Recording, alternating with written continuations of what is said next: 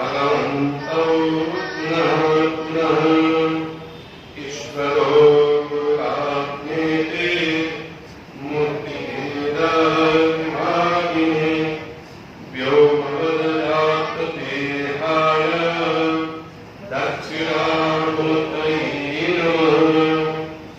ॐ शान्ति शान्ति शान्ति। हम लोग श्रीमद् आदि शंकराचार्य भगवान द्वारा पढ़े तत्वबोधन नामक प्रकरण ग्रंथ का अवधारण कर रहे हैं। इस प्रकरण ग्रंथ के माध्यम से शंकराचार्य भगवान ने परमात्मा की तरफ कैसे हम अभिमुख हो जाएं और परमात्मा का पूरा स्वरूप कैसे है और हम कौन है और ये शरीर कैसा है, ये शरीर क्या है, ये जगत क्या है, ये सब बातों का बहुत स्पष्ट ढंग से सूक्ष्म ढंग से और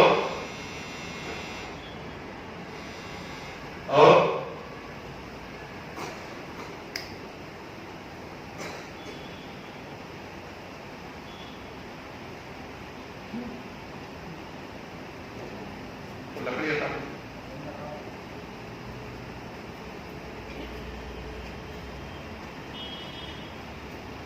और सूक्ष्म ढंग से इसका बहुत सरल शब्दों में समझाने का प्रयास किया।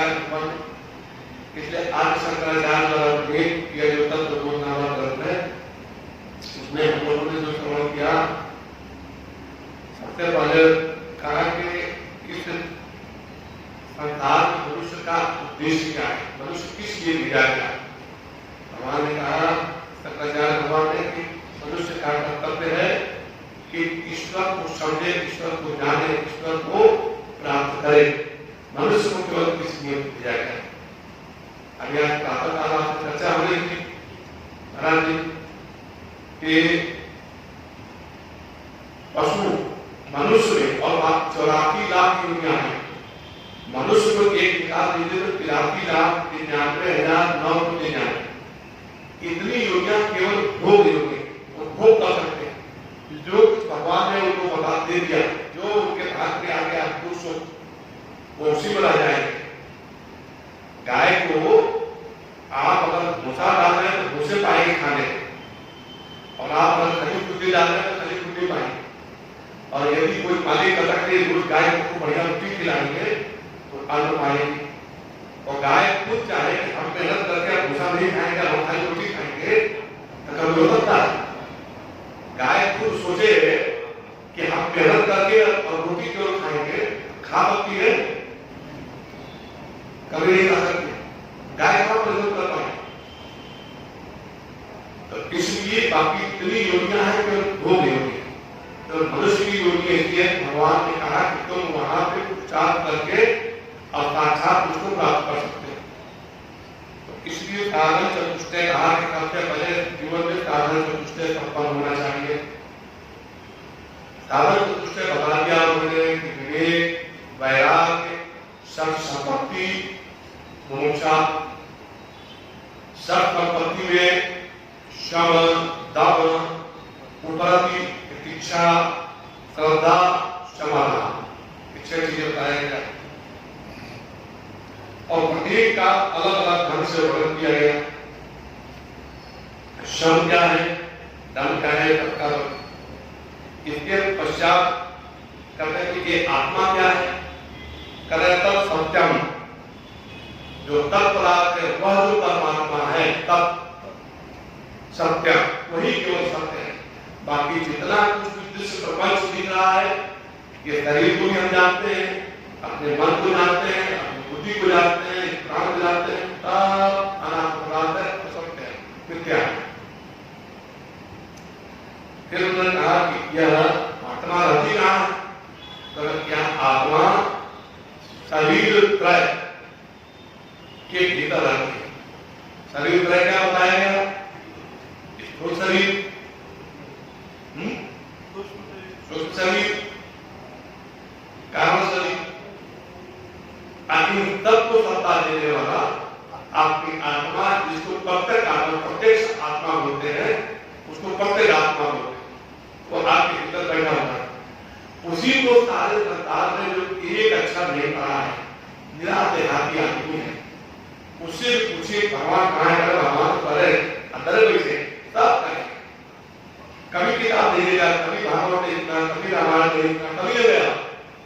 जीवन भर केवल गाय गोबर देखता रहा हो, खेत में काम करता रहा हो, उससे भी पूछिए तो बताएगा भगवान कहाँ है? आपके भीतर बैठा है। भीतर कहाँ बैठा है भगवान? क्या आपके हृदय में है? हर व्यक्ति का है। ऐसा कोई है आपको जाता है भगवान आपके हृदय में नहीं? बोलिए, ऐसा कोई आपको मिला? मतलब ऐसा कोई व्यक्ति मिला जो कहे कि भगवान आपके हृदय में नहीं है? क्योंकि इस सामान्य का सबको, तो इसी को जब आप ज्ञान पूर्वक प्राप्त करते हैं, उसी को कहा गया प्रत्यक्ष आत्मा। आपके भीतर जो बैठा हुआ परमात्मा शुद्ध चेतन है, उसका नाम है प्रत्यक्ष आत्मा। स्थूल शरीर का वर्णन किया गया है। पंच महाभूतों से पंचीकृत करके बनाया गया, सुख दुख को भोगने के लिए आयतन बनाया भगवान ने। सुख दुख भोगेगा, इसी का नाम है स्थूल शरीर। इस स्थूल शरीर से इसमें विभिन्न नियम कर दिया भगवान ने कि देखो, सुनो, रस लो, स्पर्श का अनुभव करो।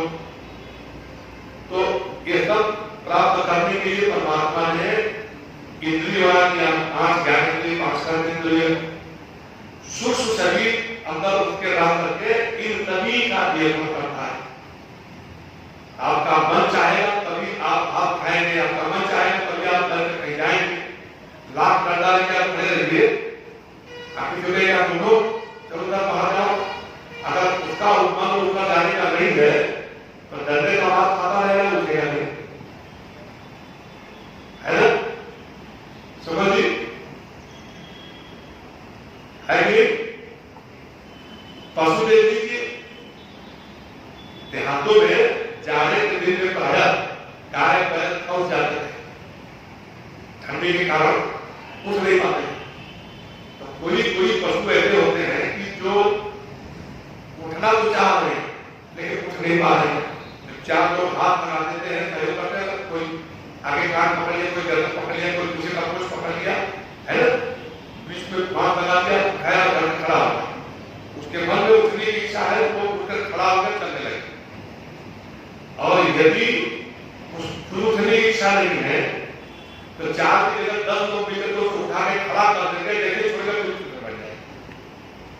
इसी तरह से मनुष्यों का विश्वास है। यदि भगवान ने तो बता दिया कि जो सूक्ष्म शरीर भीतर रहने सारा निर्भर करता है, अब आपके ऊपर मन बुद्धि से विचार करके हमारा क्या कर्तव्य है। एक कुर्सी लेते आओ, ये पंखा चला दो और क्या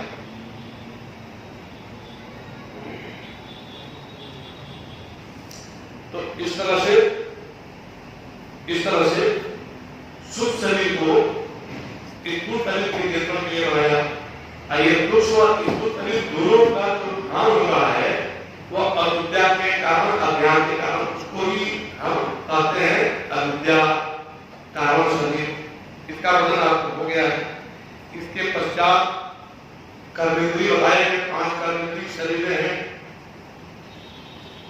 कर्मेंद्रिय 5 वाक, मुख, हस्त, पाद, उपस्थ और गुदा। इसके बाद 5 ज्ञानेंद्रिय आती है, श्रोत्र, त्वक, चक्षु, रसना, घ्राण, ये 5 आपके ज्ञानेंद्रिय है। तो अब इन्हीं 5 ज्ञानेंद्रिय, 5 कर्मेंद्रिय के माध्यम से इस शरीर, पूरे शरीर को, यह जो आपकी आत्मा है, ये 3 कमरे में बात आती जाती रहती है। क्या आप कोई मकान बनाइए, आप 3 कमरे बनाइए, एक कमरा आपने बना दिया, जहां सबको बैठेंगे, हम सत्संग करेंगे, बातचीत करेंगे। एक कमरा आपने बना दिया कि वहां पे जरूरत पड़ने पर हम आपको बैठे खा भी सकते हैं, खाना पीना खा सकते हैं, अगर बहुत गंभीर हुआ तो उससे विचार विमर्श भी कर सकते हैं, ठीक है।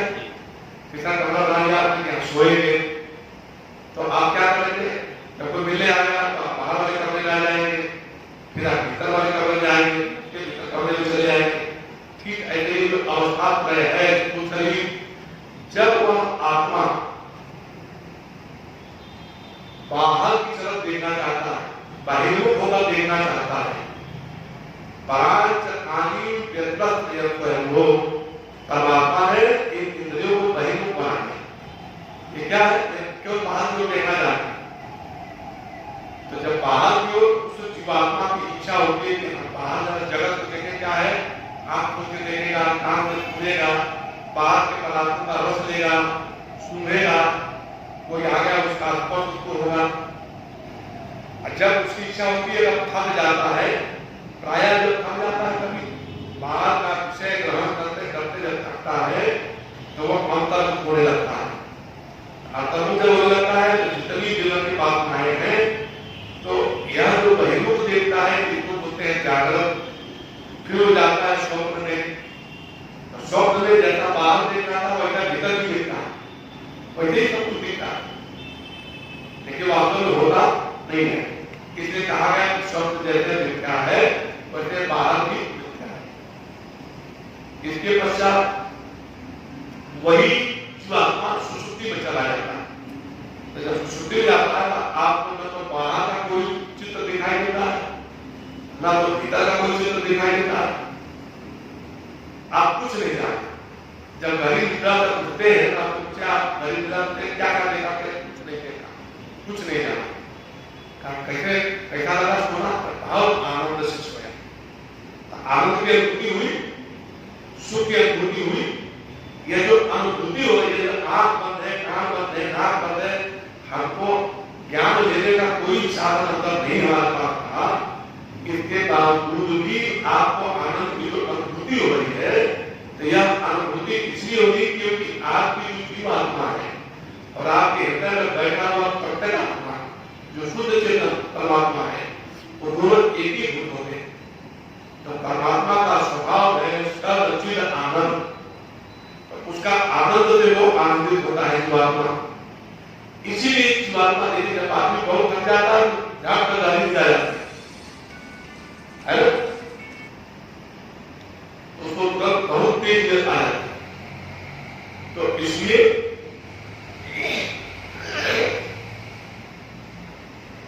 जो है ये जब गहरी निद्रा में आ जाते हैं तो जो अज्ञान है जिसके कारण कुछ नहीं जान पा रहे, इसी को कहते हैं अविद्या, अज्ञान, ठीक है। और इसी के नाते आपको किसी चीज का भान नहीं होता, लेकिन जो आपका स्वरूप है, जो आत्मा का वास्तविक स्वरूप है, अपने मूल तत्व आत्मा से एकीभूत होता है तो सुख का अनुभव करता है। इसलिए आप कहते हैं बहुत सुख से सोया।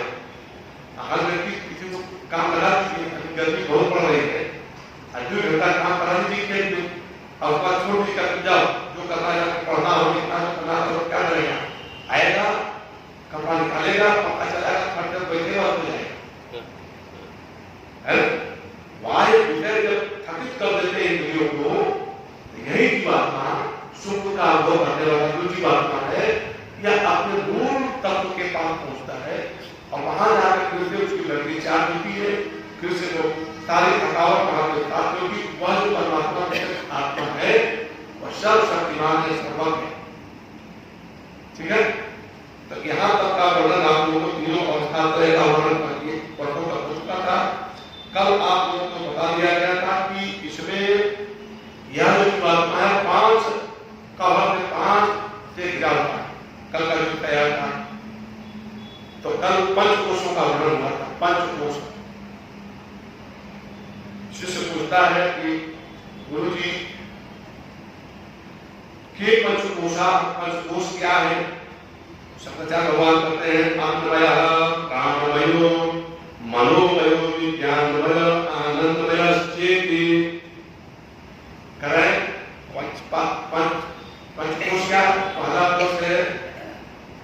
अन्नमय कोश, अन्नमय कोश। दूसरा है प्राणमय कोश। तीसरा है मनोमय कोश। चौथा है विज्ञानमय कोश और पांचवा है आनंदमय कोश। यह जो हमारा आत्मा है, इन पांचों कोशों में भ्रमण करता रहता है। जो कुछ भी पदार्थ हम लोग बाहर तक खाते हैं, अब ठीक है, अब चाहे आप आम का फल खा रहे हैं, चाहे दूध का फल खा रहे हैं, चाहे गेहूं की रोटी खा रहे हैं, चाहे चने की दाल खा रहे हैं, सब अन्न माने। अन्न का मतलब जो भी वायु विषय हम ग्रहण कर रहे हैं, इसी को अन्न कहते हैं। तो यह जो वायु विषय अंदर आता है, इसी से आपकी मांस, मज्जा, हड्डी तैयार करते हैं। इसमें प्रमुख जो तत्व होता है मांस। इस मांस को लेकर के इसको कह दिया गया अन्नमय कोश। ठीक है। दूसरा है इस मांस के भीतर पतली पतली पतली पतली नलियां बनी हैं। उन्हीं नलियों के माध्यम से रक्त भी बहता रहता है और उसी में वायु भी बहती रहती है। दोनों एक वायु की वेग से ही रक्त जाता है और आता है। ठीक है। तो आप सांस लेते हैं, एक वायु जो है अंदर में जाती है, 5 भाग में हो जाती है। ये जो प्राणमय कोश है, ये 5 प्राण इसमें होते हैं, 5 प्राण। पहला क्या है जो आप अंदर ले रहे हैं, ये हो गया आपका प्राणवायु। फिर अंदर जाके हृदय में ये रुकता, ठीक है, वो हो गया समान वायु। उसके बाद वही वायु अब वहीं से जैसे ही हार्ट सिकुड़ता है, पंप करता है, तो एक वायु नीचे की हो जाती है, उसको बोलते हैं उदार वायु। ठीक है। जिससे बलदार गैस जो पेट रहती है, नीचे का उदार भाग से बाहर निकल जाती है। और जो लवणात्मक या क्षारात्मक या अम्लीय ऐसे जो गैस करते हैं, वायु होती है, यानी कि ये सब चीजें प्राण का करता है। आपके शरीर में जो टॉक्सिक बन रहा है, जो लवण बन रहे हैं, जो अम्ल बन रहे हैं, क्षार बन रहे हैं, इन सबको अपने में समेट लेता है। आप उसको ऊपर की ओर फेंकता है, तो उसको बोलते हैं ज्ञान वायु। क्या बोलते हैं? ज्ञान वायु। डकार देते हैं, जो डकार है वो ज्ञान वायु है। और ज्ञान वायु जो डकारी नहीं है, ज्ञान वायु के माध्यम से ब्लड आपके हृदय से लेकर के इस शिर की अंतराल तक, यहाँ पे जहाँ पे सहस्त्रार है, इसको बताया गया, तो इस सहस्त्रार तक वही ब्लड पहुंच जाता है। ये ज्ञान वायु है।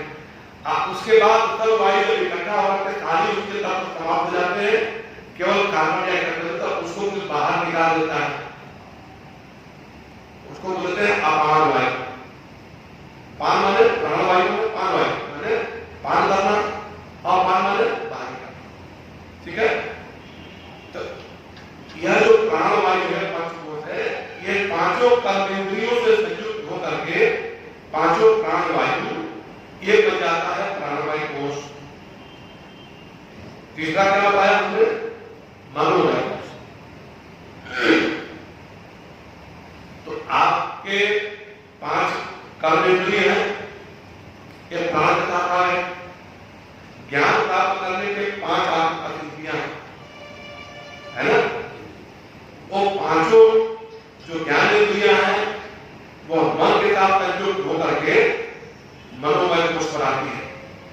तो मनोमय कोश है, आप बाहर के शब्दों पर विचार करते हैं, रूप पर विचार करते हैं, स्पर्श पर विचार करते हैं, रस पर विचार करते हैं, मन लगा रहता है, तब देखते हैं आता है जाता है, तब इसको व्यापार करते रहते हैं। ये हो गया मनोमय कोश। इसमें से आप डिसाइड करते हैं यह पदार्थ मेरे लिए उपयोगी है, यह पदार्थ मेरे लिए हानिकारक है। उसमें भी आप निश्चित करते हैं कि यह व्यक्ति मेरा प्रिय है, यह व्यक्ति मेरा अप्रिय है, यह व्यक्ति मेरे लिए काम लायक है या मेरे लिए नुकसानदायक है। तो जो इस दोनों को दो विभाग में बांट देते हैं, इनको बोलते हैं राग और द्वेष। ठीक, राग माने वो प्रिय, जो हमको अच्छा लग रहा, कोई चीज शब्द भी, अभी कोई करा बोले अच्छा लगेगा, कोई मीठा बोले तो कितना अच्छा लगेगा। तो शब्द भी जो है कर्कश किसी को अच्छे नहीं लगते। तो जो प्रिय लगता है, जिसमें मन लगता है, उसको उसमें तो राग हो जाता है। तो ये मन चाहता है कि बार बार जो है सुनने को मिले। आज जिससे आपको नुकसान है, जब आपको अप्रिय लगा, उसके प्रति द्वेष का भाव आता है। ठीक है, यह राग और द्वेष, यह दोनों आपके बुद्धि में आंतरिक होते चले। बुद्धि डिसाइड करती है, जैसे बुद्धि डिसाइड करती है और राग के साथ चित्त में बैठते जाते हैं। तो यह जो पांचों विज्ञान के साधन है, पांचों ज्ञान के जो साधन है, यानी 5 ज्ञान इंद्रियां हैं, और आपका यह बुद्धि, यह मिल करके विज्ञान में कुछ बनाता है। इसी से आप देखिए कितने पुराने पुराने बातों को आपको स्मृति आ जाएगी। स्मृति अगर स्मृति नहीं है, कोई शत्रु आपका है, मान लीजिए कि कानपुर में कोई व्यक्ति है, आप कभी कानपुर में रहे हो और वहां किसी व्यक्ति से आपकी शत्रुता रही, यहाँ पे आप बैठ करके सत्संग कर रहे हैं, आपको नहीं सुनाई, इस समय उसका ध्यान नहीं आया, लेकिन जैसे ही मन वहां पहुंचा, आप बुद्धि में पाला, अरे वो व्यक्ति बड़ा दुष्ट आदमी है, तब तो क्या हुआ मन में आपके द्वेष का भाव जाएगा। तो यह ज्ञान इंद्रिय अपने साथ साथ केवल माइक का रंध, बाकी सब बंद कर दो, उसको रंध, माइक का लाइट में बंद कर दो, माइक का रंध दो,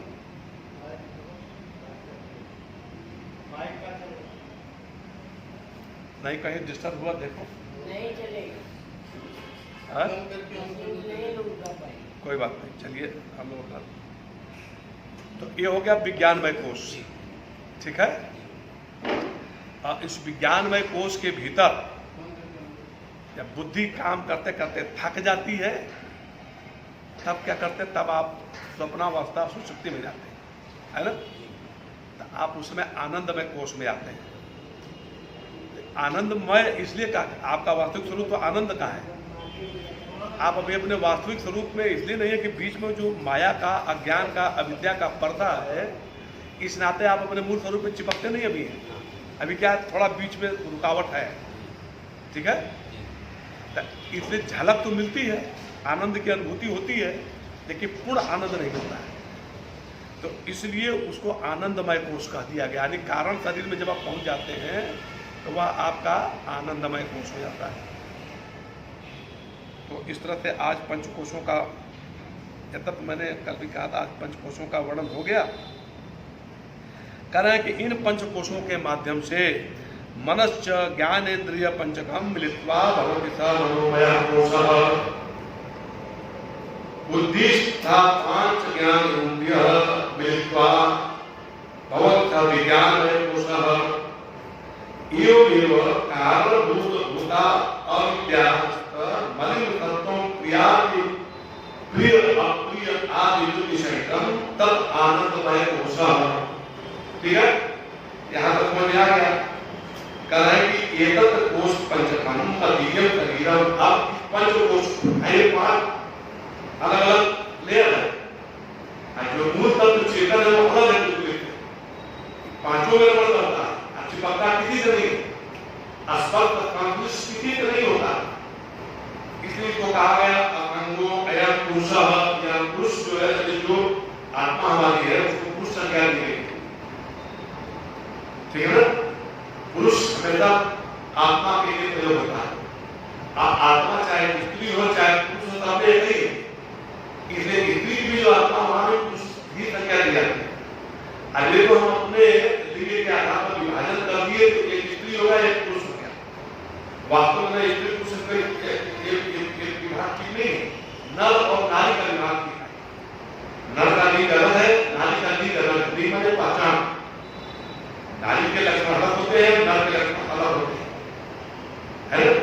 लेकिन पुरुष दोनों में एक ही होता है, और दोनों में ही सारे प्राणियों में एक ही होता है।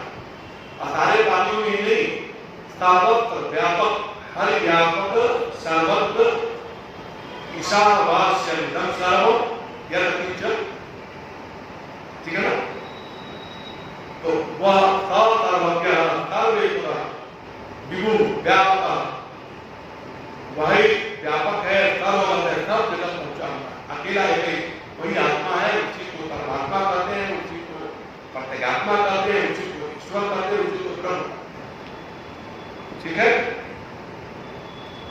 और उसके जैसे एक स्वर्ण आपके पास हो, एक उत्तर हो, एक मन हो, एक किलो हो, उसी में से आपने कान का बना लिया, नाक का बना लिया, हाथ का बना लिया, हाथ बना लिया, पैर का बना लिया, तो अब उसको कोई स्वर्ण नहीं रहेगा। क्या है? कंगन पहने हैं, है ना, कुंडल पहने हैं, हार पहने हैं, बाजू बंद पहने हैं, है क्या? सोना। एक ही सोना विभिन्न नाम से भासता है। तो ठीक इसी तरह से यह जो एक ही आत्म तत्व है, वह एक ही परमात्मा है, विभिन्न विभिन्न रूपों में केवल भास रहा है। वास्तव में रूप का कोई महत्व नहीं है, महत्व केवल है उसमें तत्व क्या है। इस सारा जो जगत सर्वम खलविदम ब्रह्म, इसीलिए कहा गया है ना कि यह सारा संसार भगवान ही ये स्वरूप है। भगवान का स्वरूप इसलिए कहा गया कि सारे संसार केवल भगवान ही है, मूल तत्व भगवान अपना अस्तित्व। इसमें से अगर आत्म तत्व निकल जाए, ये जिंदा रहेगा? ये कहाँ से आया? मिट्टी से आया है। जमीन से गेहूं पैदा हुआ, चावल पैदा हुआ, अन्न बना, वही अन्न खा करके वही अन्न, उसी अन्न से बीज रस बना, और उसी बीज रस से ये सारी उत्पन्न हुई, उसी से उत्पन्न हुई ना। तो वास्तव में मिट्टी का ही नहीं होता, यह मिट्टी से उत्पन्न हुआ है, मिट्टी में मिल जाएगा। अगर मिट्टी मिल जाएगा कहीं दिखाई देगा? हम लोग की वंश पर आज अगर हम लोग हैं तो निश्चित रूप से हमारी वंश परंपरा संस्कृत से चली आ रही कि वंश परंपरा बीच में प्रारंभ होती नहीं है, भीतर प्रारंभ हो सकती है।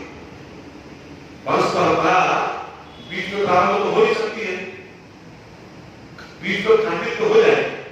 जैसे मान लीजिए कोई व्यक्ति है, उसको पुत्र नहीं हुआ, तो उसकी वंश परंपरा तो खंडित हो जाएगी।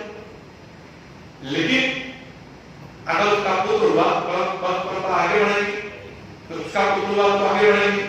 हम लोग वंश परंपरा कहां शुरू हो रही है? नारायण पद्मभवम वरिष्ठम तत्पुत्र प्रतिष्ठ परात्परञ्च व्यासं मंगल पदम महात्म गोविंद योगिंद्र मदासदित्यम। यानी नारायण से पद्मभव ब्रह्मा जी हुए, ब्रह्मा जी के पुत्र वशिष्ठ जी हुए, वशिष्ठ के पुत्र शक्ति हुए, शक्ति के शिष्य पराशर हुए, पराशर के शिष्य व्यास हुए। आप तो पहले पुत्र ही शिष्य बन जाते थे, तो शिष्य पुत्र को कोई अंतर नहीं, वो परंपरा है, ठीक है। अब उसी परंपरा से आकर हम चले जाना है। हम तब से जब सृष्टि की आ रही है तब से हमारी परंपरा चली जाती है। इसका एक प्रमाण है कि खंडित नहीं हुई, क्योंकि खंडित होता तो फिर हमारी परंपरा तो नहीं होगा, है कि?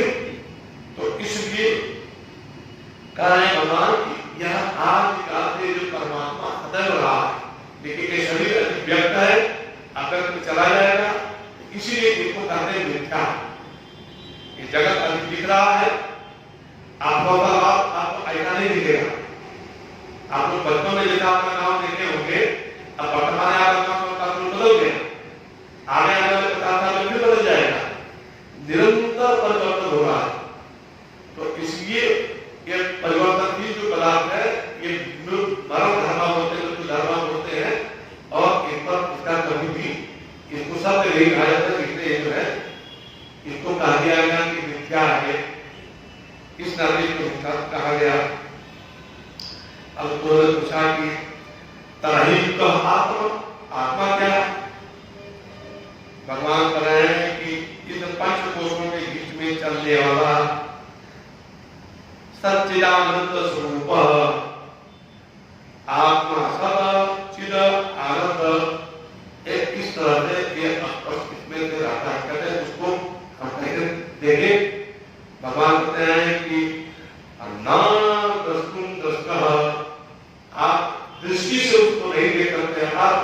लौकिक चक्षु से उसको नहीं देखते हैं, न श्रोत्रम श्रोत्रियः, न श्रोत्र से आप उसको सुन सकते हैं परमात्मा को, न रसनेन्द्रिय ग्राह्य, न तो रसना इंद्रिय ग्राह्य है, न त्वक इंद्रिय विषय, न तो त्वचा के इंद्रिय का विषय है, न चक्षु विषय, न तो चक्षु का तो रूप उसका दिखाई देता है।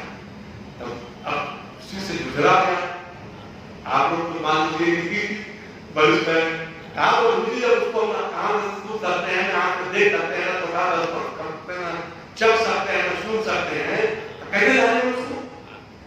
आत्मा को कैसे जानेंगे?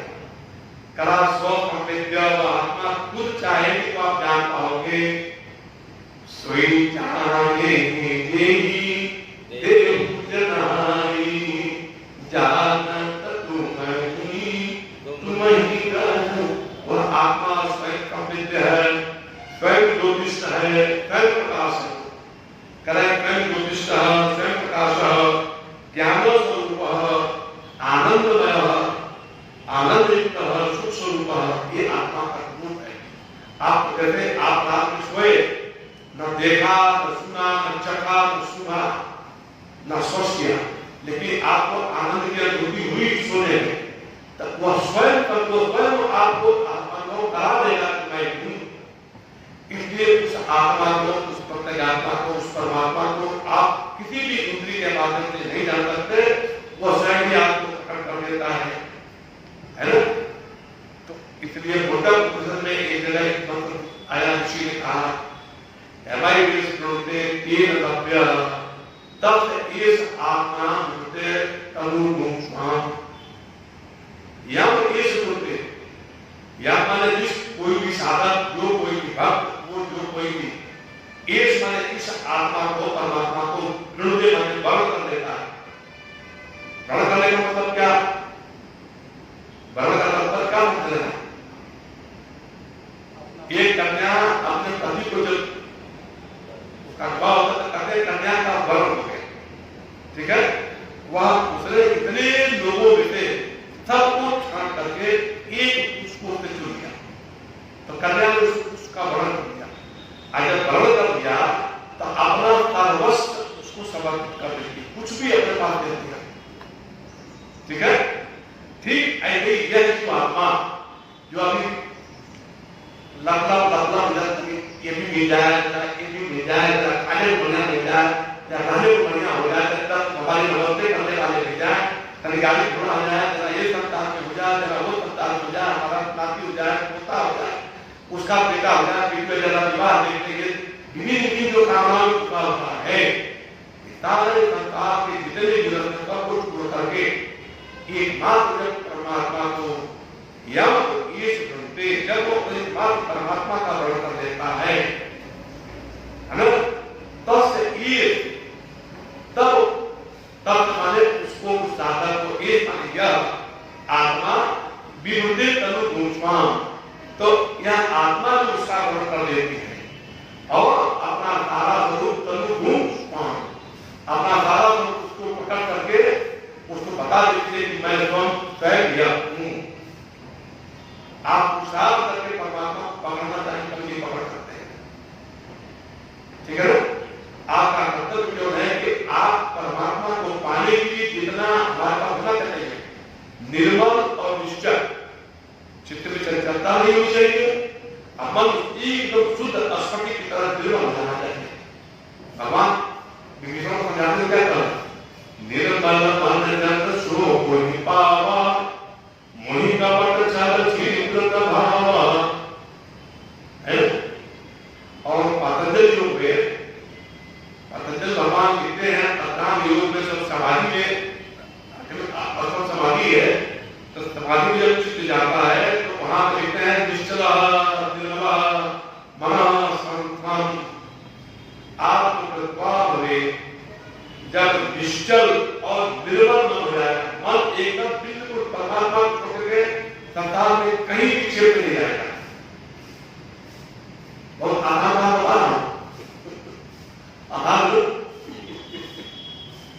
तो तब जाकर के उस परमात्मा का वर्ण होता है। ओम पूर्णमदः पूर्णमिदं पूर्णात् पूर्णमुदच्यते पूर्णस्य पूर्णमादाय पूर्णमेवावशिष्यते। ओम शांति शांति शांति। शंकरं शंकराचार्यं केशवम्